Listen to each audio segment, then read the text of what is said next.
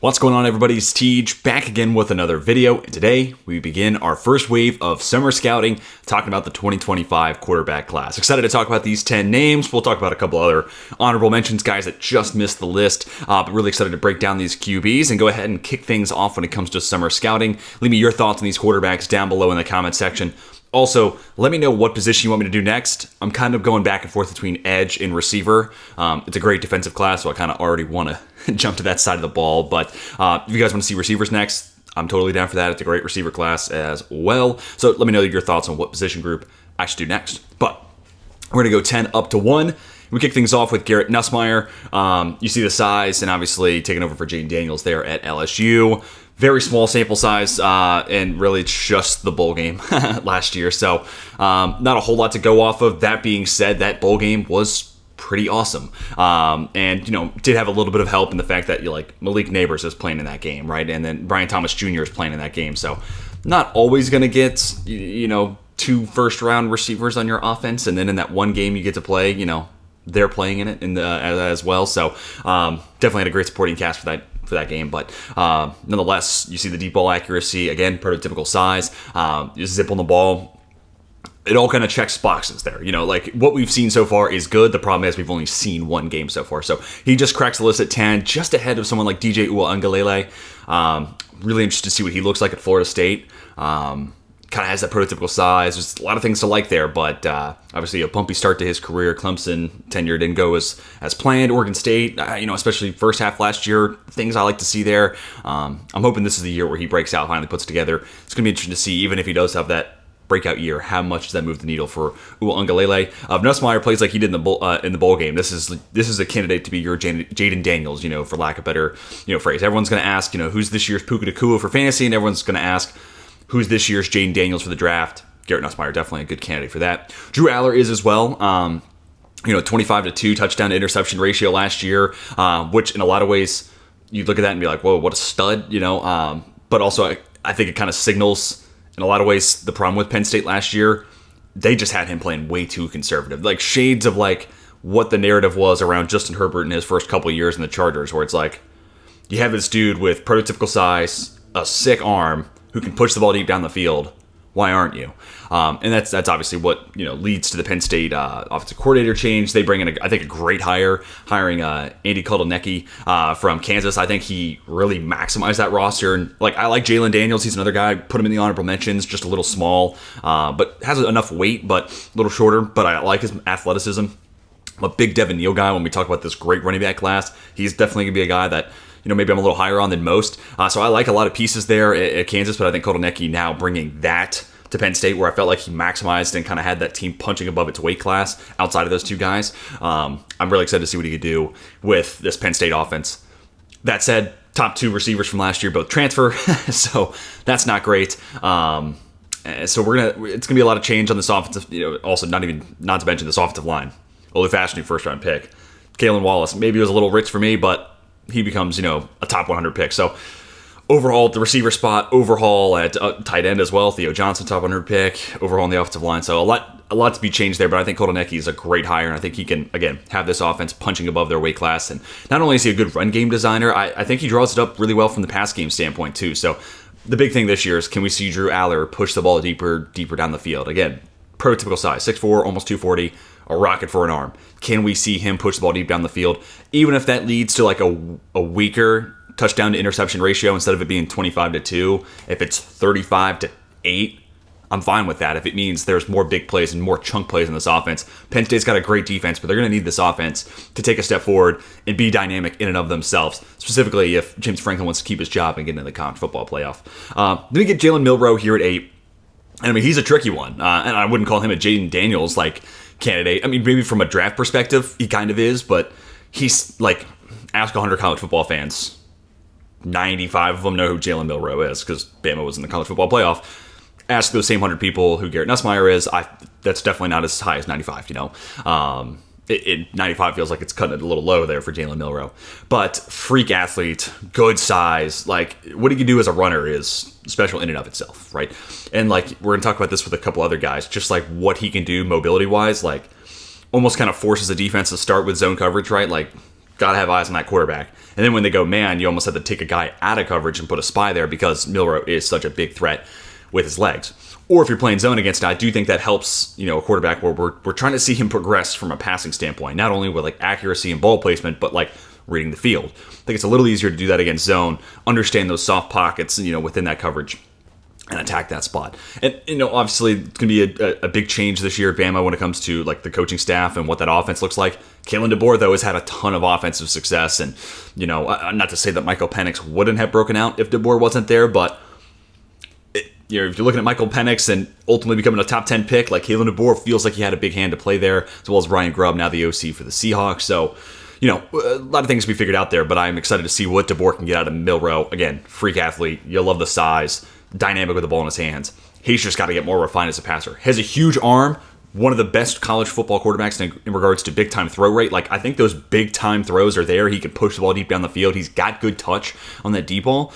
He just needs to do the mundane, right? Like that 1st and 10 slant to make it 2nd and 3. Like, that's what we need to see more consistently out of Jalen Milroe. If he takes that step forward, this is a guy that shoots himself in the first-round category, or first-round, projection pretty easily. Number 7, I'm going to have Noah Fifita. The size is the huge outlier, and like, look, 5'10", 194. Arizona's being generous there. Like, he's probably closer to 5'9", maybe 5'9 and a quarter, just from what I see. And then 180, 185 is probably about what I'd call it. So, small, Bryce Young conversation all over again. And honestly, Fifita might be a little shorter, and right now he might be a little bit more slight. But you look at after, the first couple of starts, he wasn't the preseason starter for Arizona. Eventually, injury forces him in, and they kind of played it safe there with Fifita. But then by the end of the season, I think Jed Fish did a really good job of just pivoting and seeing, hey, Fafita's ready. Tetairoa McMillan's the best player on our team. We need to be airing it out. We need to be maximizing these guys. And the last 7 games, maybe we'll just call it 6 games for Arizona, that offense really took a huge step forward. And obviously, Jed Fish is not there anymore, but I'm hoping to see Arizona kind of pick up with where they left off. And if we get to see more of Fifita and McMillan and what they were back half of last year, I mean, Fafita's going to warrant the conversation. Like, he's going to play himself into, like, can this guy be a first rounder with that size? I mean, the mobility's there. I think the accuracy's fantastic. Great feel for the offense, playing on time as well. Good pocket presence. A lot of the same stuff that we talked about with Bryce Young. But again, the conversation is going to come down to what is his actual size and can that play at the NFL level? I think everything else is there for Fifita. It's just going to be the size conversation for sure. And then I'll have Cam Ward here at 6. 6'2", 223. We can work with that build. I think the arm is, solid, above average, B+ kind of range. For the most part, I like his accuracy. The thing with Ward is he'll make some freaking awesome plays. Like, he'll make some sick plays that you're like, dude. Because of that, he could be on Heisman watch. Like, if Miami's a really good team and they kind of like break through this like disappointing bubble that they've been in for, I don't know, a decade now, then he could definitely put himself in the Heisman category. The thing that kind of shot himself, I mean, no better way to put it, but he shot himself in the foot when he was at Washington State. But it's not necessarily him shooting himself in the foot as much as it's the situation. And, full contact when it comes to quarterbacks. Like, I take surrounding environment and like skill guys into play pretty heavily, right? Last 2 years, actually, you could look at my quarterback too, when they're not coming from great situations. That was Will Levis that last year at Kentucky. The year before, it was a much better, supporting cast around him, and I think he played a lot better. 2023 wasn't the case, but I still believed, hey, put him in a better spot, he'll be a better player.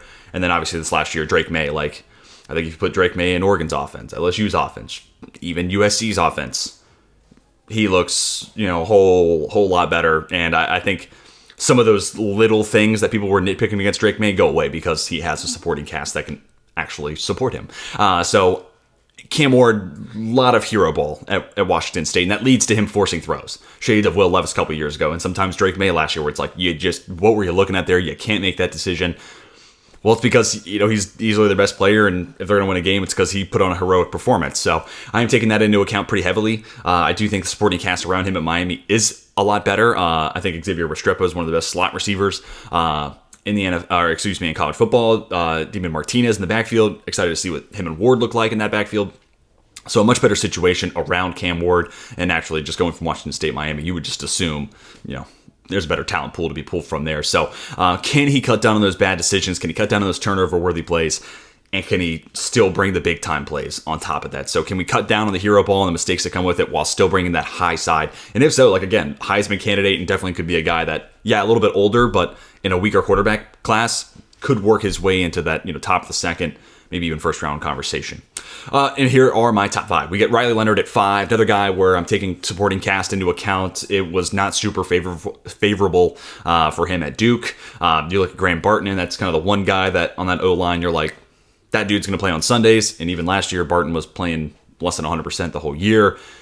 And then when it comes to skill group guys, there just wasn't a whole lot there at Duke. Really, almost besides Barton, it's like they got Mike Elko. He was a great head coach. That's kind of like the next best thing that was kind of working for his favor. Elko obviously now at A&M, which I'm so excited, as you can tell by having Connor Weigman here in my top 5. Week 1, Notre Dame, A&M, if my memory holds, that's the Week 1 matchup, and that's going to be an awesome one. Mike Elko, former Notre Dame DC. I'm a Notre Dame fan, too. I have to make that known. This is not my Irish bias.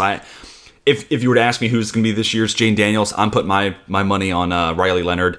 I think, again, supporting cast at Duke wasn't great, but I love the mobility, like the frame. I think he's got good ball placement and above average arm. And now we get to see him in a spot where what else can he do with a better offensive line in front of him? I think Notre Dame's skill group is by far and away better this year than it was last year. I also think, again, going back to Leonard's arm, a much better arm than Sam Hartman. I think he could push the ball deep down the field. So I think that opens up the offense for Notre Dame a lot more, being able to stretch the field a little bit more, and hopefully that pushes safeties back, opens up things underneath, creates more running lanes for Leonard, et cetera, and it makes this offense more dynamic. So I'm excited about Riley Leonard. A little bit on the older side from a prospect standpoint, but dual threat, and I think if he can just be a consistent passer from an accuracy standpoint, I think with the improvements Notre Dame's made at the skill group, I think he's going to be in for a pretty big year, and I think Notre Dame, if Leonard lives up to the hype, they're definitely going to be a college football playoff team. Then I got Quinn Ewers just ahead of Leonard. The thing is, like, we've seen at least those glimpses of Ewers where you're like, okay, that's elite play. That's a first round guy in the wing. Leonard, I'm kind of projecting. I think he's going to get there. I think the better situation is going to elevate his play. Quinn Ewers, he's got 2 games of elite grading per PFF, and they both came against Bama, which is like a pretty big, feather in your cap. The thing is, he's just super inconsistent. You see those high levels of play, and then you see a whole lot of, mediocrity at the same time. But he throws a beautiful deep ball. He's more mobile than I think people give him credit. He's pretty light on his feet. Not only can he maneuver the pocket, but also like break the pocket, extend plays, pick up a few yards, just running on itself. So there's a lot to like there, and there's a lot that says Quinn Ewers is a first-round guy. Ultimately, I think the key to his consistency is going to be staying healthy. Feels like the last couple of years he's had an untimely injury right as things were maybe kind of picking up. And obviously, the Bama game 2 years ago, he gets hurt after the first quarter. So that elite grade is for, 15 minutes of play. So that's a small sample size in and of itself. Last year, middle of the year, misses 2 to 3 games. And it's like, okay, well, it's hard to stay into a rhythm, keep that groove going, and actually enhance your play over the course of the season when you have that break right in the middle of it. That kind of, breaks everything up. So if he can play the full season, I think that's going to go a long way for keeping him in that rhythm, in that groove, keeping him on the incline throughout the course of the season. And if he does continue to get better and can play consistently and still elevate and play in those big time games, which Texas should be in a ton of them now in the SEC, like there's going to be a lot of games where we're zeroing in on Quinn Ewers. So this is his year to prove it. And I think if he stays healthy, we're going to see a more consistent Quinn Ewers. And if so, then he's probably in that first round conversation. Because again, beautiful deep ball, rocket for an arm, enough mobility, size that plays. He's over 205 as a weight threshold, 6'2", that's tall enough. There's a lot here that says first round guy. And just real quick, just because someone's probably going to ask, is there a chance Arch Manning overtakes Quinn Ewers? I think injury is probably the only way we see Manning this year. And to be honest, Graham Mertz is not on this list. I don't hate Graham Mertz. I think there is a pathway to him becoming a top 100 pick maybe. But if you're asking me what backup has a better chance of surpassing one of these potential draft eligible quarterbacks that we're talking about leading up to April, I think DJ Lagway has a better chance of overtaking Mertz than Manning overtaking Ewers this year. Just my standpoint. I'd love to know your thoughts down below in the comment section. Then we get Connor Weigman here at 3. Just edging out Ewers. Again, it's just like the inconsistency for Ewers is tough. I'm projecting with Weigman. We've only seen 4 games. And, in those 4 games, there's varying levels of good, but to me, it's all pretty solid, ranging all the way up to like, okay, I really want to see more of that. Like, it's that good that I need to see, obviously, more of it beyond 4 games. But great pocket presence, which was kind of needed. That A&M offensive line wasn't necessarily great last year, but for a guy that doesn't have that many starts under his belt to have that type of pocket feel, that signals to me a high football IQ and a lot of just natural instincts for the position. Does have a baseball background. I kind of talked about that in my last mock, where I had him going in the top 10. And I do think 2022 you see it even more. So some progress there, but even in the 2023, the small sample size, you still see a little bit of that baseball. And again, former baseball player, so like maybe I noticed it a little bit more. But just clean up that release, getting a little bit more football, and it's just a little, baseball, you just tended to get a little bit long with it. So football, just, condensing that a little bit. But you can see with that baseball background, like, ton of zip on the ball, can throw a mean line drive, can throw it, on a frozen rope over the middle of the field and towards the sideline. So you're getting a guy who can attack those tough areas of the field. And also good ball placement. There's a couple spots where, like, yeah, we'd like to set that up for a better yards after the catch situation. And I mean, to be fair, again, 4-game sample size. The tougher of those 2 opponents, of those 4 that he saw, were his 2 weaker games. His 2 better games were against, chump change, opponents. But that's what makes this year exciting, because I think there's something there with the arm strength, the accuracy, the mobility, the pocket presence again, for a guy with a handful of starts under his belt.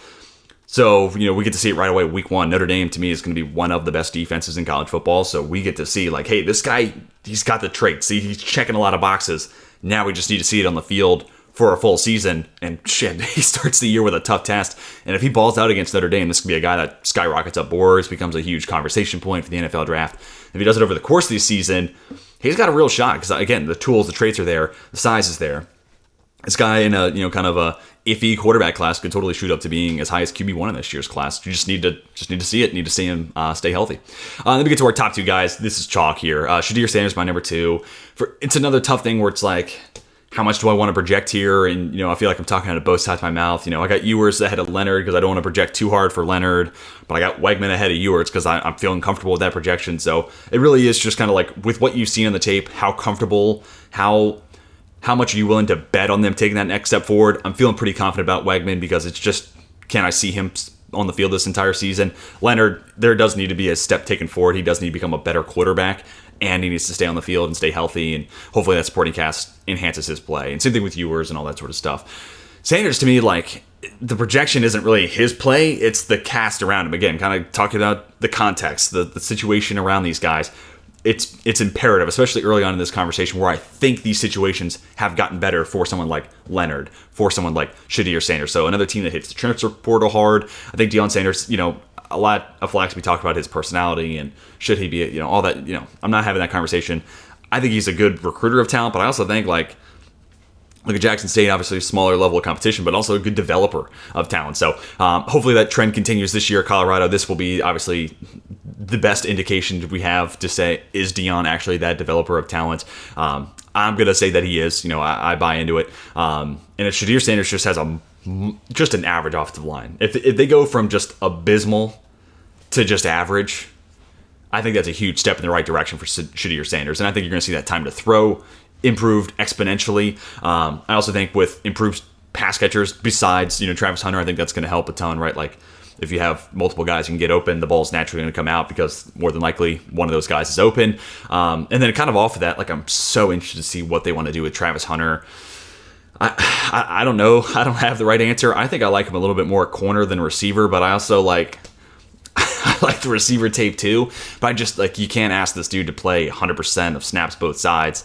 And if they limit some of the defensive snaps, does he become a more effective receiver?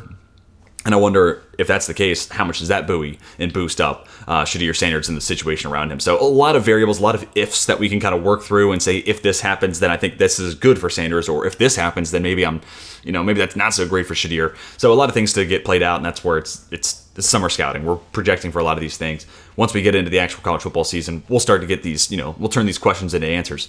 But I buy into Shedeur Sanders, an above-average athlete, an above-average arm, and I think the accuracy is just next level, man. I think he's and he's got a great touch, too, like a really nice ability to layer the ball over middle of the field defenders, fit into tight windows because of that, work the sideline, too. Not quite Tua. He's got a better arm than Tua, but like how Tua doesn't win with velocity attacking outside. It's just more so he drops it in a bucket and you're like, how did he do that? Sanders is probably a little bit closer to that than like rifling it in, making a tough throw like Allen. That's probably a little bit more Weigman in this class. Again, these are not one-to-one comps. I'm just trying to give you an idea of where Weigman has strengths over Sanders, where Sanders has strengths over Weigman. But ultimately, give me Shedeur Sanders. I think the situation around Colorado is going to improve, and I think he's going to stay in that first-round mix. And then Carson Beck's at 1. Sanders, to me, probably has a higher ceiling than Beck, but Beck probably comes with a higher floor. I think the comps of Jared Goff, Eli Manning, I've seen a ton of people comp them to those two, or those two guys to Beck. I see it.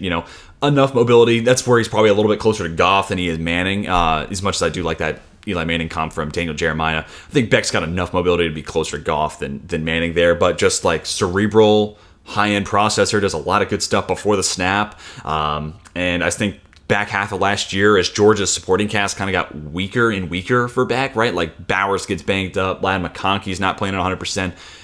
Really, the offense, it became his onus to carry it, right? And I think he stepped up until the SEC championship game, which they played one of the best defenses in college football last year in Bama. So, eventually they kind of, eventually they got figured out, and with an unhealthy, not 100% Bowers and not 100% McConkey, there was only so much you were going to do against that defense. So that all being said, not going to have Bowers, not going to have McConkey this year. So the onus is definitely going to be on Beck again this year to carry that offense. There are still good position group guys or skill position guys around him. The offensive line is still going to be a strength for Georgia because they're Georgia. And the run game is going to generally be solid because they're Georgia, So it's not a bad situation whatsoever. But it's going to be interesting to see with, the best tight end prospect I've ever scouted gone, Lad McConkey, top 50 pick gone, how much of this is guys stepping up, how much of this is Beck elevating those guys. It's going to be fun to watch throughout the course of the season. But I just, above average arm, really nice accuracy, prototypical size, and enough mobility to make it all work. Again, I think the Goff comp makes a lot of sense. But obviously, it's a wide open quarterback class, so a lot of things can be figured out. As much as I think the floor is high for Beck, Weigman, Sanders, Ewers, even Leonard, man. I don't rule that out. That's probably a little bit lower of a chance, but the next three guys all have a shot to really kind of pole vault themselves up to QB1, and even like a Garrett Nussmeier, like we talked about early on. With a bigger sample size, if he doubles down on what he did in the bowl game, don't be surprised if he's somewhere in this top 3 conversation. So it's a wide open quarterback, race for QB1 next April. Let me know your thoughts down below in the comment section. Who's your QB1 right now? And then who do you think could be the guy that maybe surpasses or takes over that QB1 spot? Let's just keep it, cordial. I know specifically Shedeur Sanders. I know that's like, it gets emotions high for whatever reason. To me, he's just a college athlete and he's a damn good one. So let's just try to leave it at that and let's try to project where we think maybe first round, top of the second. Where do you think Shedeur Sanders go? Let's try to keep it cordial though. Let's not try to be kind of assholes to one another. Let's keep it to the on-field stuff for all these guys. But leave me those thoughts down below in the comments section. I'm going to try to respond to as many comments as I possibly can, but also in your comment section, let me know what you want to see me do next. Receivers, edge. If you want to do the running backs next, I'm fine with that. It's a great running back class too. So let me know what position you want me to talk about next in this summer scouting series. But hopefully you guys enjoyed. Hit the like button if you did. Subscribe if you're new to the channel and want more football content, more NFL draft content at that in your life. But that's going to do it for me. Hope you all have a fantastic rest of your day. And until next time, my name is Teach, and I am signing off.